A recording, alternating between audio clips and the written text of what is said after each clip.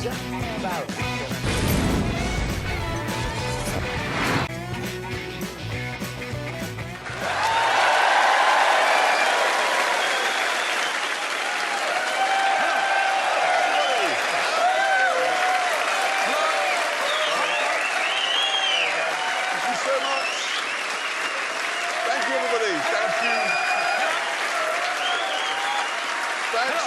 Everybody, thank you, and welcome. And in today's incredibly topical show, Neil Armstrong walks on the moon, some angry cyclists, and I throw a sandwich out of the window.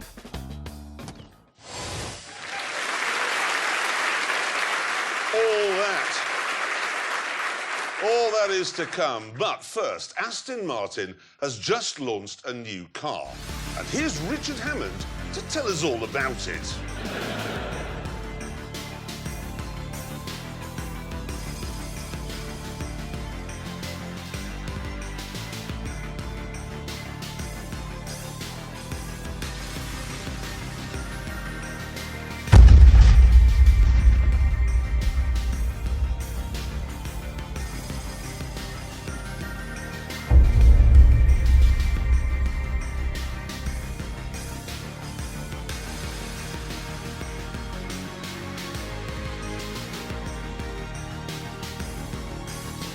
This is the new V8 Vantage. And, well, it's not an ugly car, is it? I mean, I'm not sure about this colour. You'd be on the phone to your doctor if your wee came out like this, but the shape itself is stunning.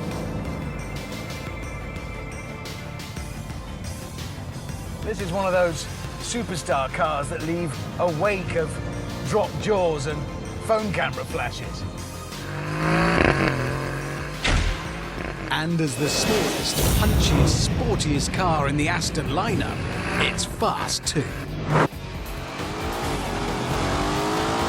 Go! Thought the 60 takes 3.5 seconds.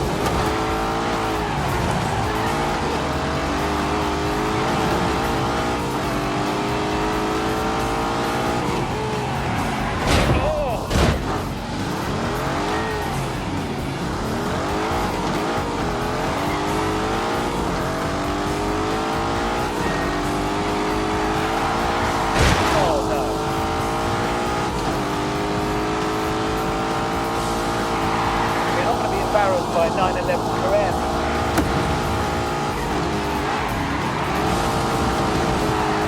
Oh my God! Right now, give me everything you've got. Oh God!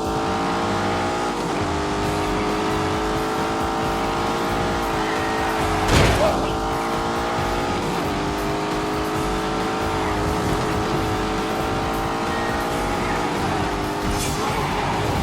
Oh!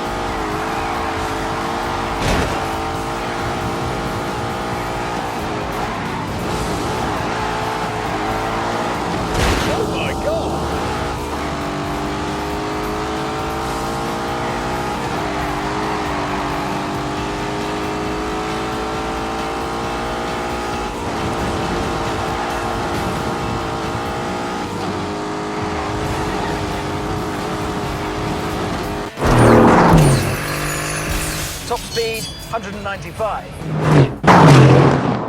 But here's the thing. Astons have always been beautiful and fast in a straight line. But when you're making a sports car, that's the easy part. It was when you dug deeper under the skin into the areas you couldn't see that in the past, they often came up short. The trouble is, the company has never had the money or the manpower of Porsche or Ferrari, and you could sense that in their cars. They just didn't feel as well made or well engineered as some rivals. That means they sold mainly to people listening to their hearts and not their heads. Because your heart says, I want an Aston, even when your head says that door doesn't fit properly. But this is 2018. Good looks and speed aren't enough if bits are coming off in your hand. This car can't be nice to drive for an Aston. It can't be well made for an Aston. It's got to be good, full stop. Yeah, in an AMG, this engine doesn't make this noise. In a Merc, it's all power bass. Whereas Aston Martin have added some British gravel to the mix.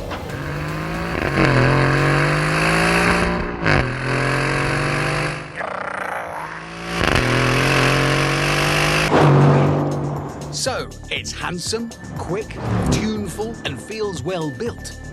But now we come to the acid test. How the new Vantage handles corners.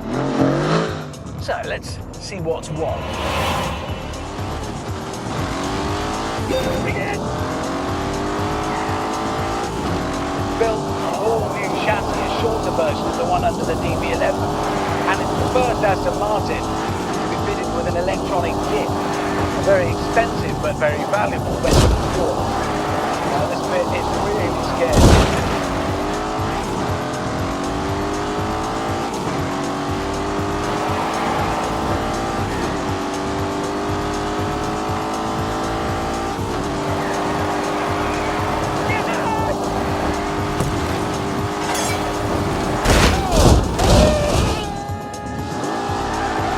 Bad time to be lost.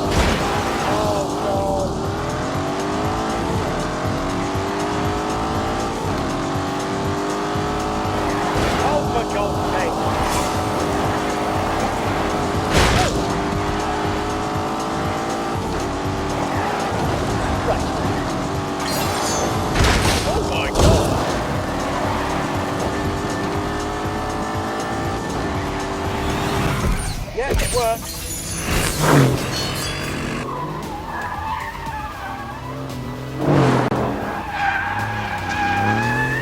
This is in control of its power. It really is. It's been set up by a man who used to work at Suspension Masters Lotus. And you can tell. In the past, you could buy an Aston and love it, but still know deep down that a 911 was a better car. With this new Vantage, that gap has been closed to a point where it doesn't matter. It's not just brilliant for an Aston Martin. It's brilliant, full stop.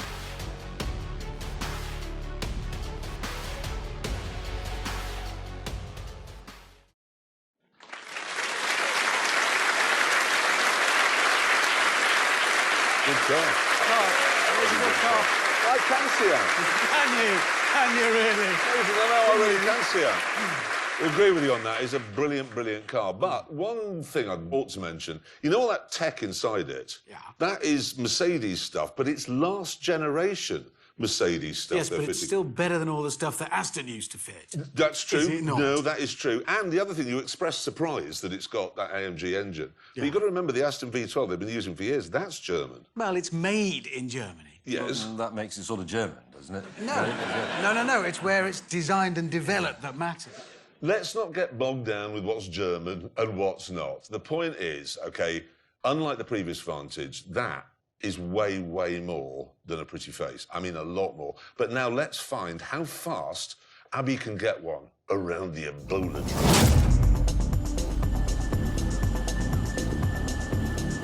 track.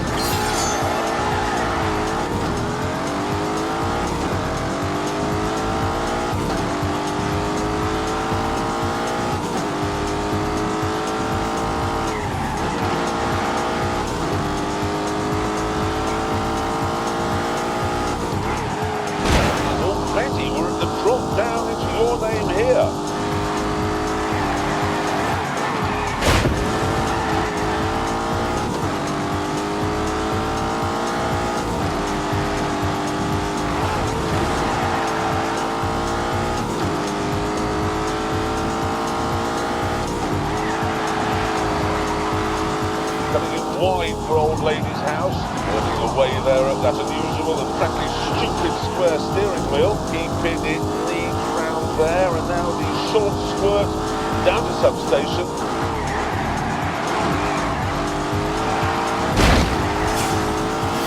Cross the line. It's exciting. It does. It's lively. Like an old-fashioned racing car, moving around. The old days. It's a good-looking lap, that. Right, let's find out where it ended up on our lap board, shall we? Here we go.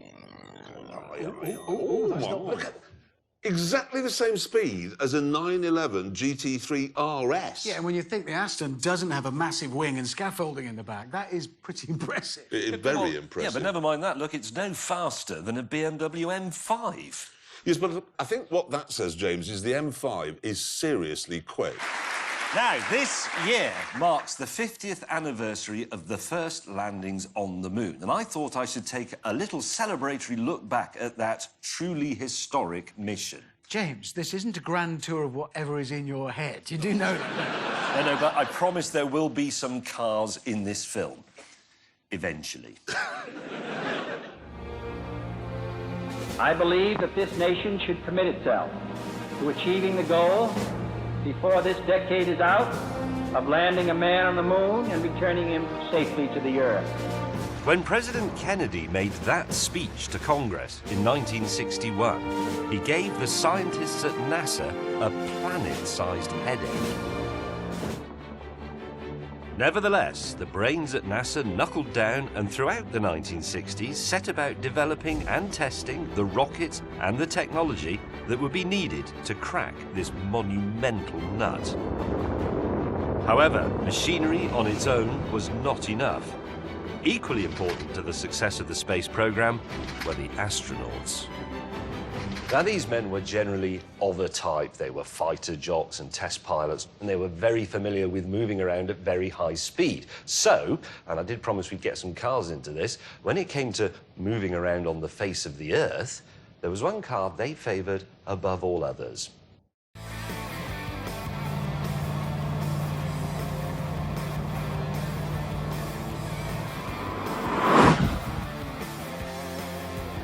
The Corvette, America's premier sports car.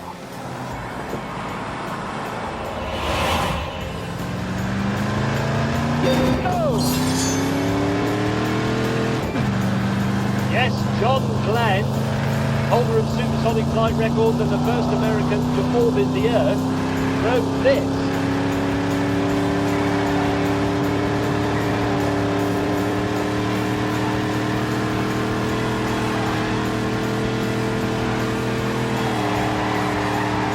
I have been clever.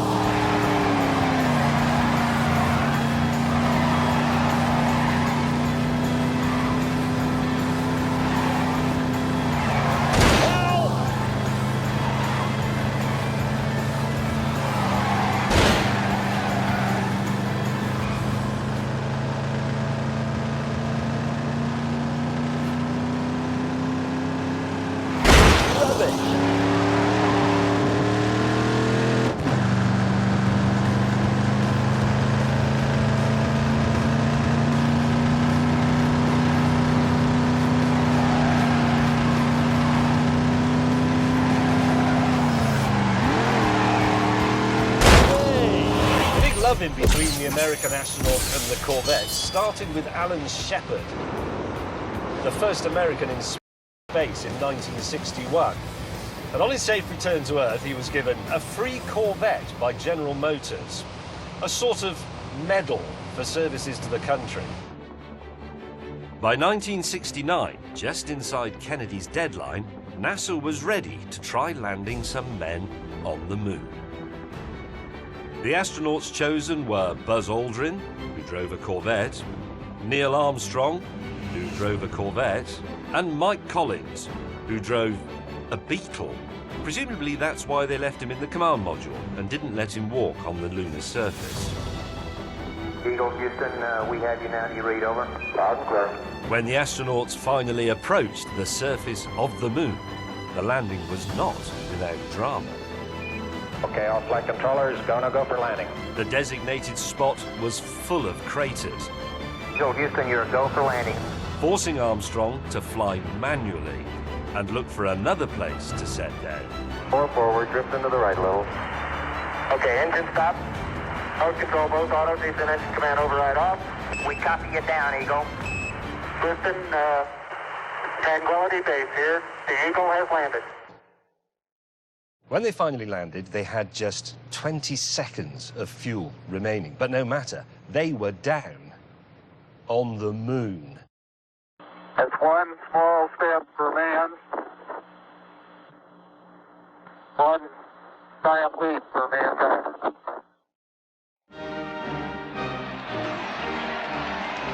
Back on Earth, a hero's welcome awaited.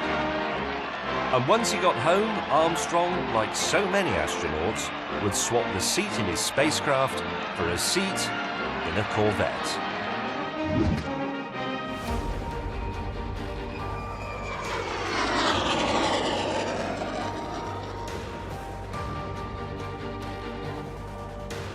And when I say Corvette, I mean this actual Corvette. This one. This was his. This is Neil Armstrong's Corvette.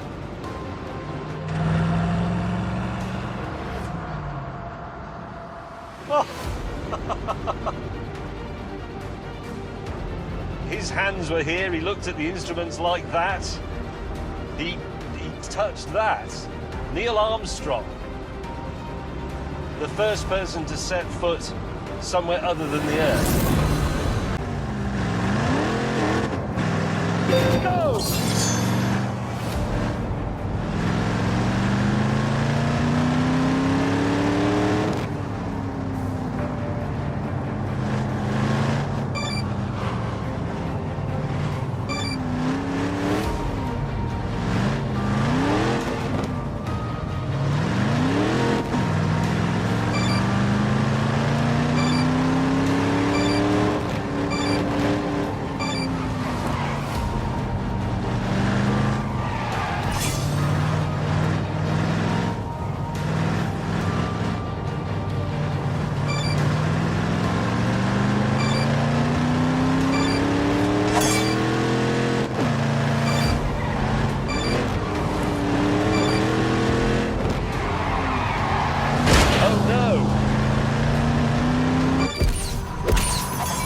The owner of this car, when he realised what it was he'd found, decided not to restore it. He would leave it exactly as it was.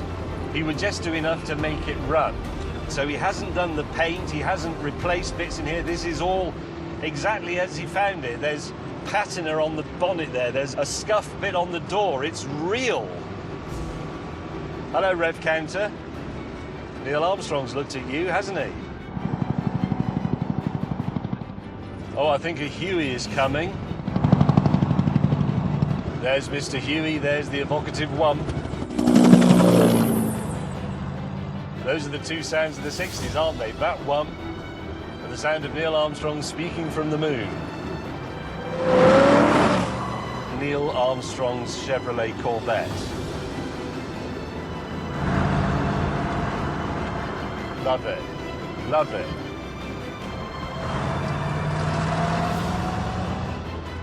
What an honour.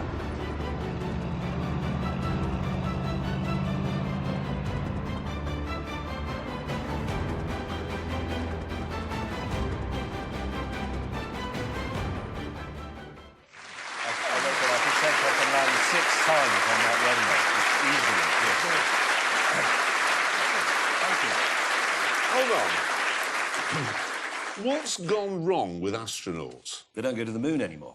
No. They used to be rock gods. I mean, if you think about it, they would drive their Corvettes into town, get hammered, get chlamydia, and the next morning they'd be upside down in a starfighter. Anyway, that's enough about space now. I want to move it on because I came into the office the other day and told these two that the Citroën C3 Aircross that I'd been driving was very good. And they said it wasn't. Because it isn't. Yes, it is, and I decided to prove that it is by doing one of those very thorough tests where we cover all the things that matter in a car of this type. Oh, wait a minute. Is this going to be one of those stupid films where you do ridiculous tests to discover if a car can drive faster than itself? No. This is the car in question. It's a 5-seater, front-wheel drive hatchback.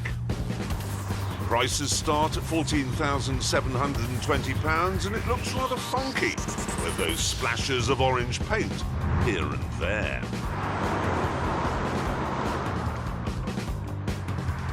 It's also easy to see out of because the windows are made from glass and all the controls fall easily to hand because they're on the dashboard or the steering wheel rather than under the carpet in the boot.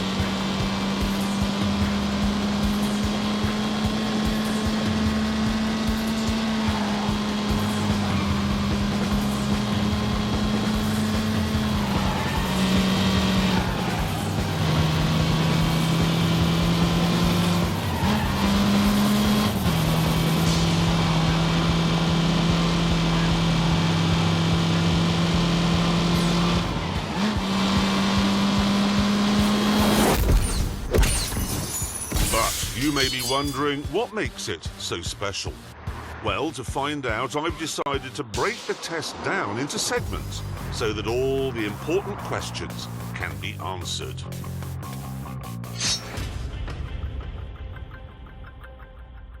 To find out, we've come here to the banked Millbrook Bowl in Bedfordshire.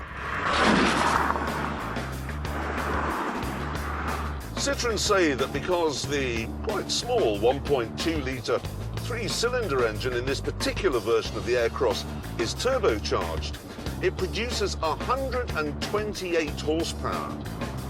And now it's time to see what that means in terms of top speed.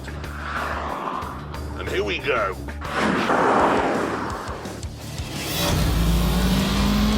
Go.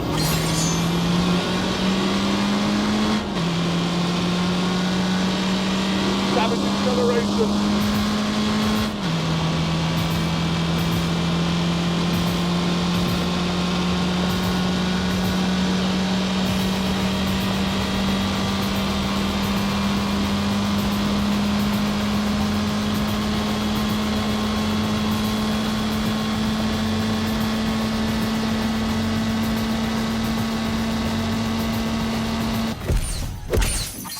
But can it do better?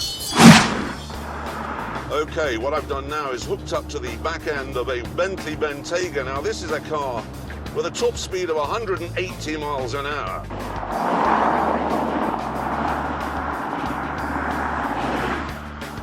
What it's doing is it's punching a hole in the air for me, and I'm driving along in a vacuum. So that should mean I go faster. Let's find out.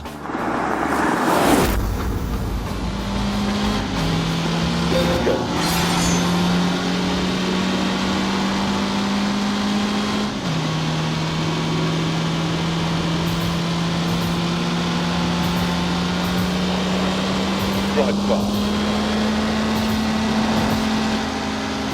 That will do.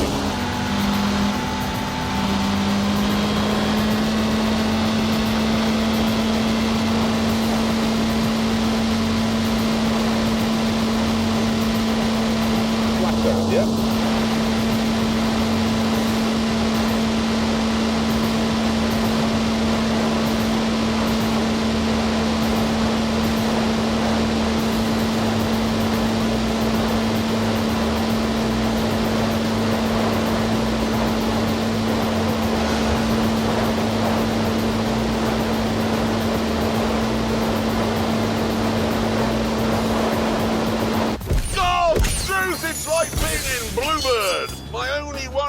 and I just saw a single magpie, and it is Friday the 13th as I do this. So now I'm going to ease out of this dangerous situation.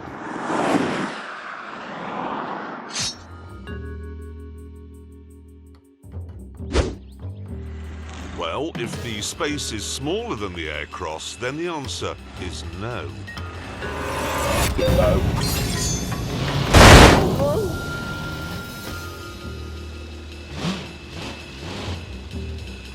And with that sorted out, it's time for one of the most important tests a little car can face.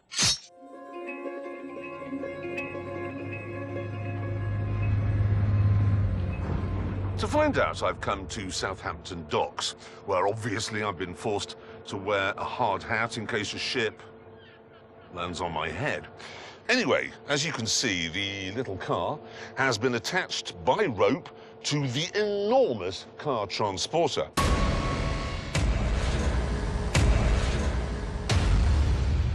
Which I've just noticed has a face. It's Booty McBoatface.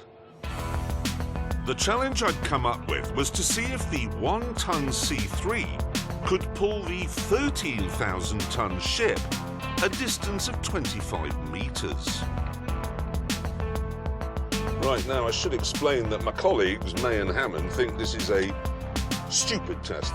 They say the aircross only develops 151 torques and that isn't enough to pull a medium-sized child. I, however, disagree. Let's do this!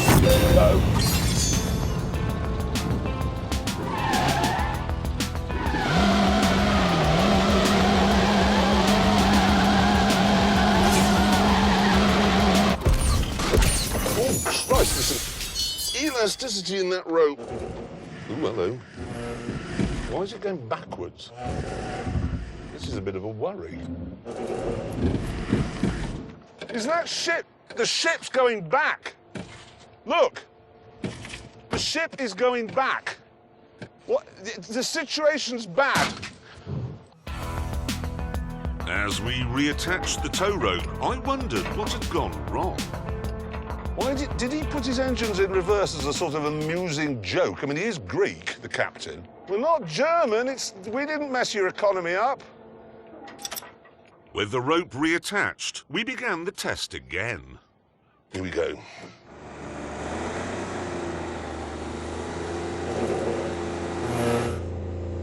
That's just clutch spin. That's just clutch. That's clutch. Traction control off. It's the only solution.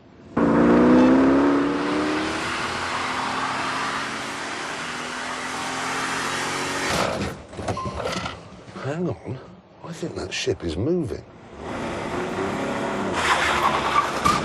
I think we're getting further and further with each pull.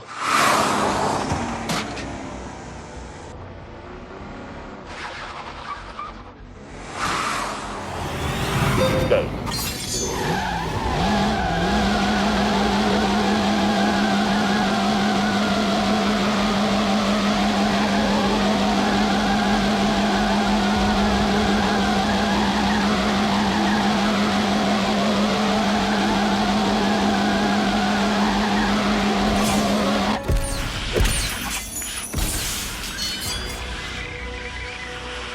Friends of the Citron.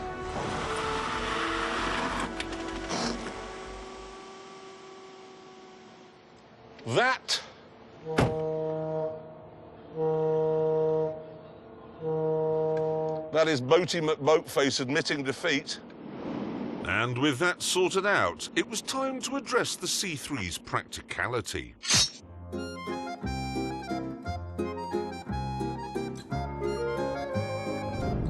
To answer this, we've come to France, where an armed robbery is in progress.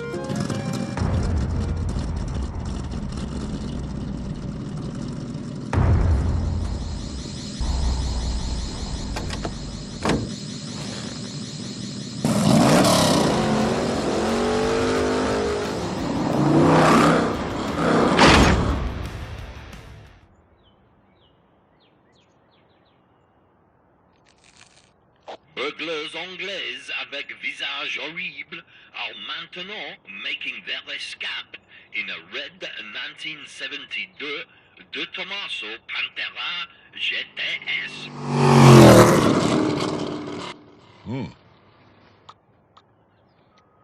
Ouais, j'ai à vous, 5 par 5. Oui. Au-dessous et sautier. Right.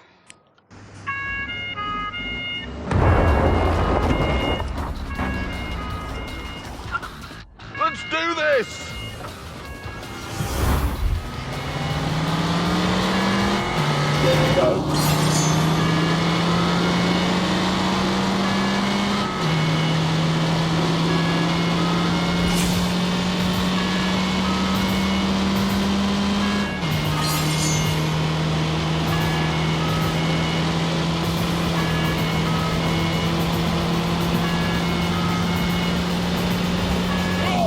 Keep your foot in it, man.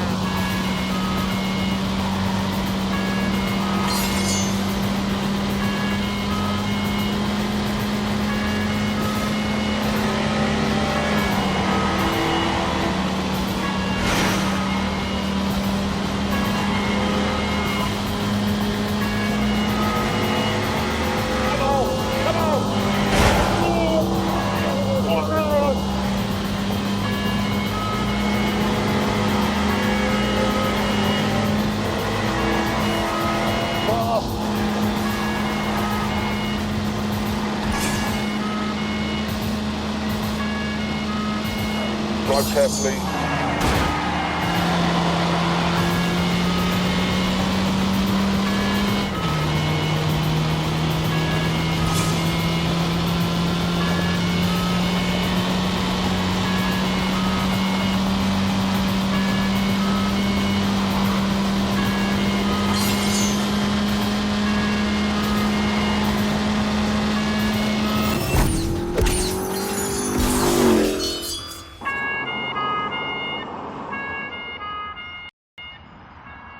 All around the world, police forces normally have pretty good cars.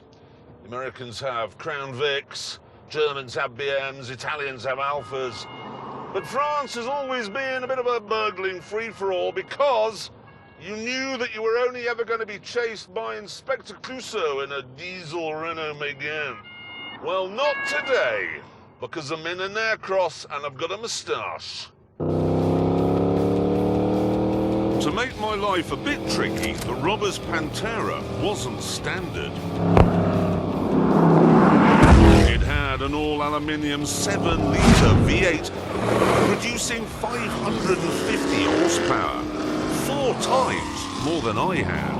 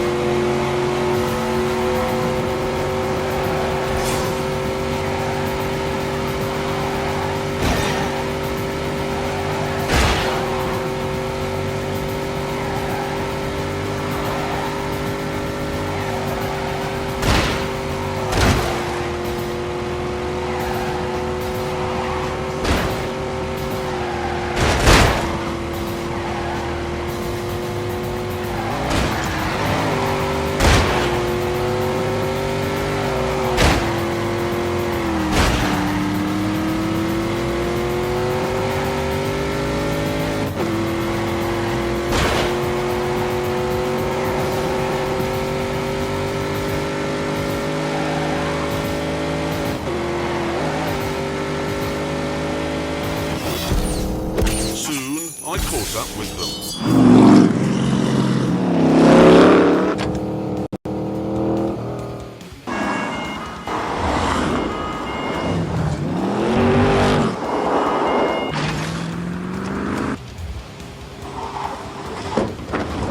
Oh, heavens!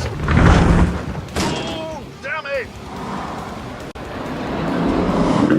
It was beginning to seem that despite my best efforts, I wouldn't be able to catch the Pantera. But then, when all seemed lost, the Citroën played its trump card and didn't break down, whereas the Pantera reverted to type and did.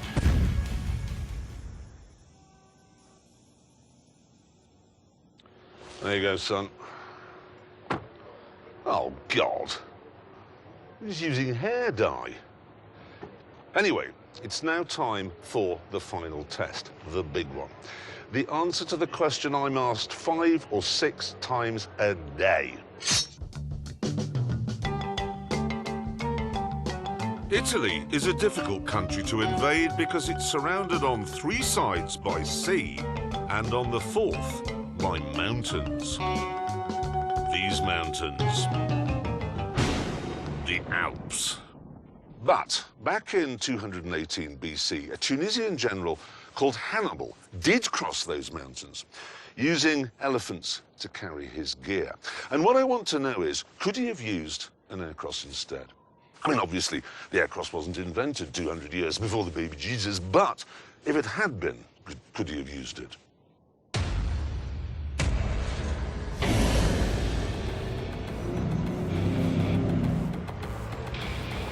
We know that the Citroën is powerful and torquey, but what really matters on a job like this is traction.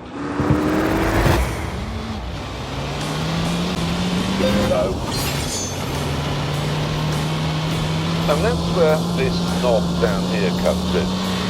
It engages something called the grip control system, and that sounds like a gimmick, but it isn't.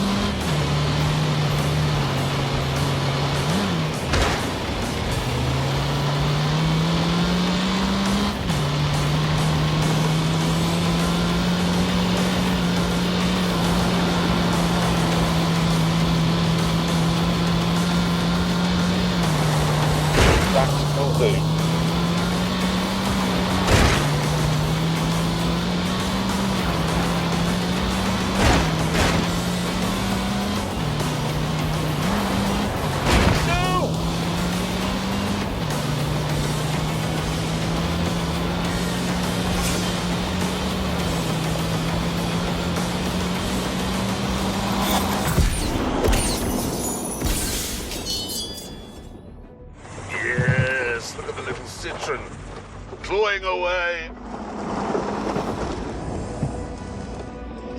No elephant could do this. I am zooming up here.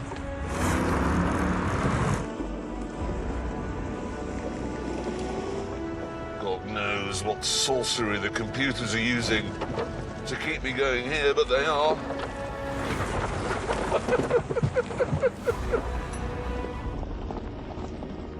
With the sat-nav telling me Italy was just 2 miles away, I found another path.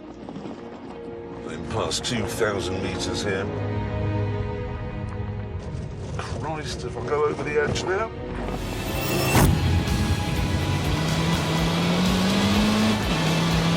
Go.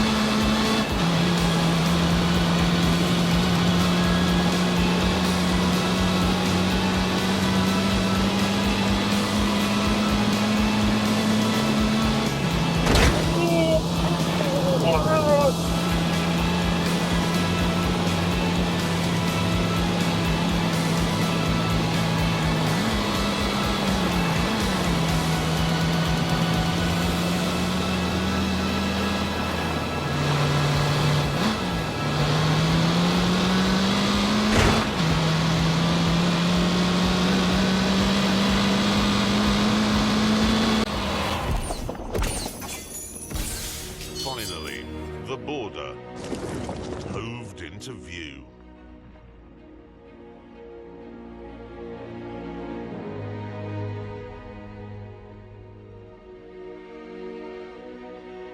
Come on, little aircross! There you are! Clever car!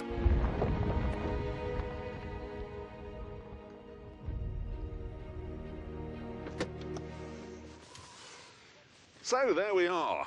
Faster than itself at the test track, strong enough to pull a ship, big enough for the entire Jolly family and a horse, and better at invading Italy than an elephant.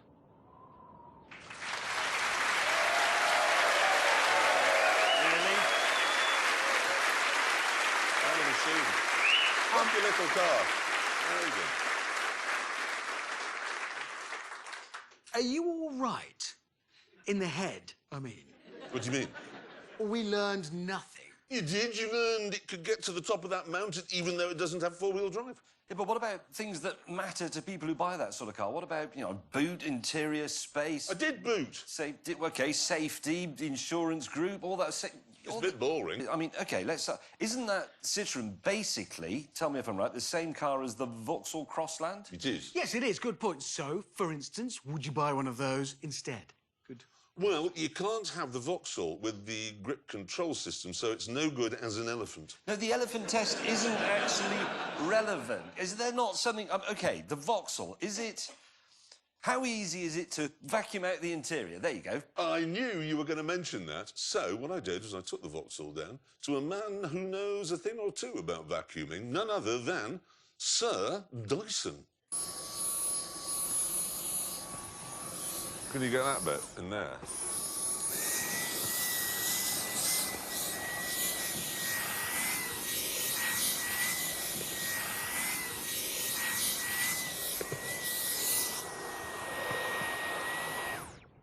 Any good? Brilliant. Is it? Very easy. Brilliant. Sir James Dyson doing a test, an important test for us there. Actually was James Dyson. Just a minute. What? Sir James Dyson is developing a new solid-state battery. Yes. He is working on the future of global personal transport. Yeah. And you've wasted his whole afternoon vacuuming out the interior of a Vauxhall. Yes. You have literally speeded up the end of the world. Yes.